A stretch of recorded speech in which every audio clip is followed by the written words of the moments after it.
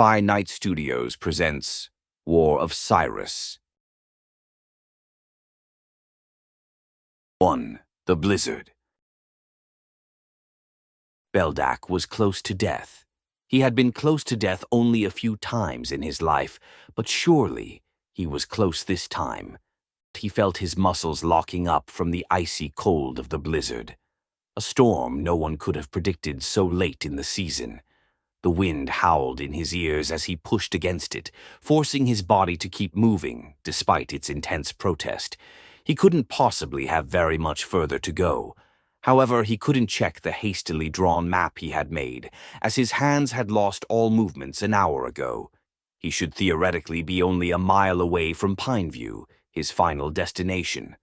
Why in the world Beldak had been sent to Pineview eluded him.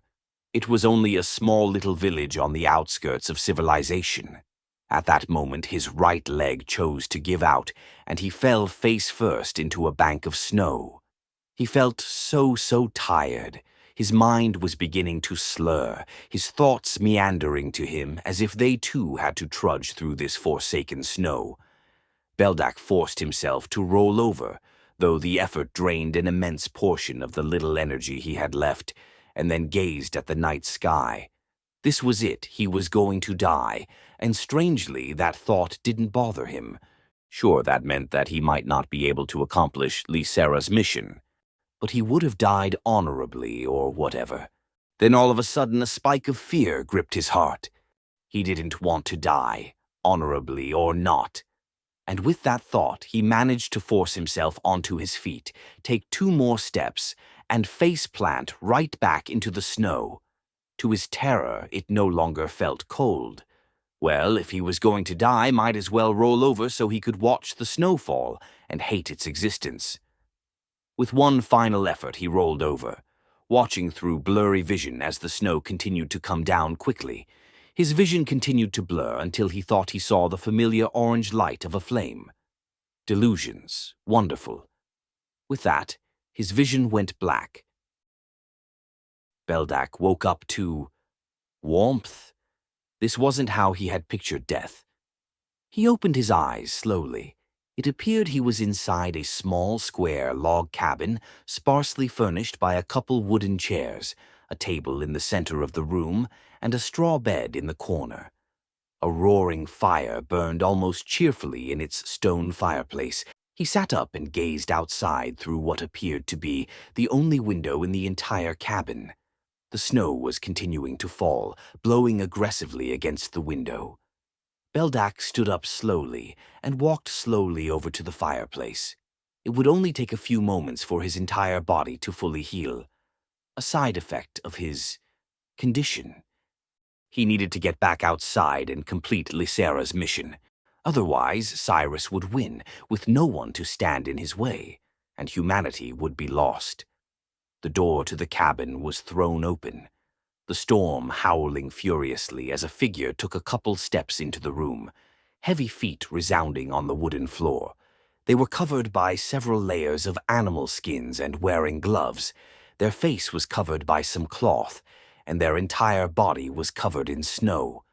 The door continued to remain open for an instant before the figure slammed it shut. A brief moment in which Beldak noticed an aurora borealis, something that should be impossible to see considering the blizzard. He was definitely in the right place.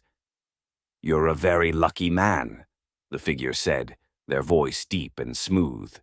He removed the cloth in front of his face. He had blue eyes and a red beard. Most in your position would be dead. Hypothermia sure is no joke. Had a comrade who died of it last winter. Though to be truthful and all, he was kinda asking for it. Bet Cyrus that he'd make it farther swimming through the lake than he could. Nearly made it too. Guess his luck finally caught up with him.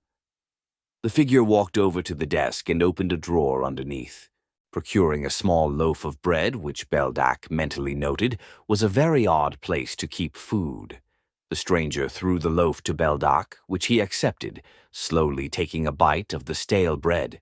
"So," the stranger remarked, "what's your name?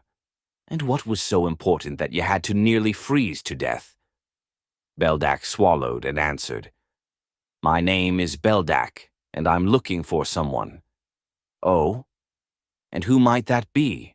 The bearded man asked as he took a seat in one of the wooden chairs, eyebrow raised slightly.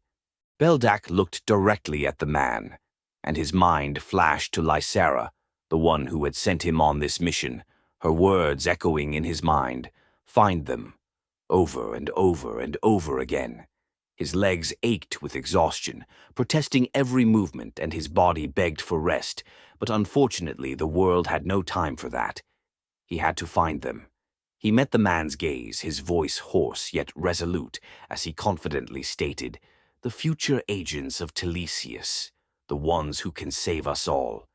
And with that he stood up, braced himself for the wind and snow, threw open the door despite some protests from the stranger, and pushed off into the blizzard. He would find them, wherever they were in this town. Then he would do what he did best, subtly put them on the path that could change the world.